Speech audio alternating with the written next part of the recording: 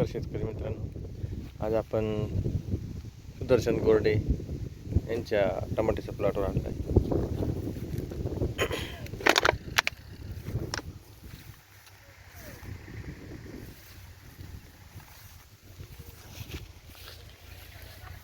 नमस्कार सर. नमस्कार शेतकरी बांधवांनो, मी सुदर्शन मनोहर गोरडे, राहणार परंपूर, तालुका सिन्नर, जिल्हा नाशिक.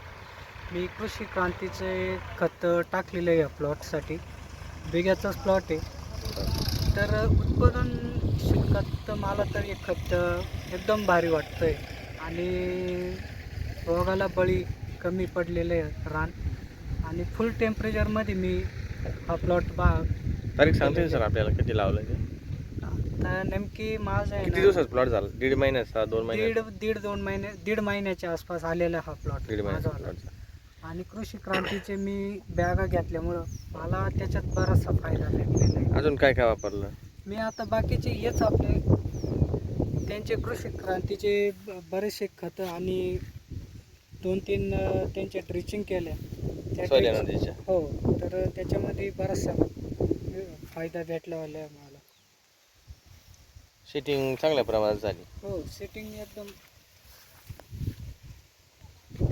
सॉइल एनर्जी वापरली, सॉइल green एनर्जी energy आणि बुरशीनाशक त्यांचे वापरल्यामुळं अजून फायदा झाला मला. बाकी इतर शेतकऱ्यांना काय सांगायचं? तुम्ही, माझं प्रांजळ मत आहे का तुम्ही हे कृषी क्रांतीचं खत हे वापरा आणि जेवढं वापरशाल तेवढं चांगलंच आहे. आणि आपण शेतीला खत हे कमीच टाकतो. रासायनिक खतापेक्षा हे खत माझ्या हिशोबाने चांगलं आहे. आणि मी उसाला टाकलेलं आहे खत. उसाला पण वापरले ना? उसाला टाकलेलं आहे. एकंदरीत प्लॉट व्यवस्थित आहे.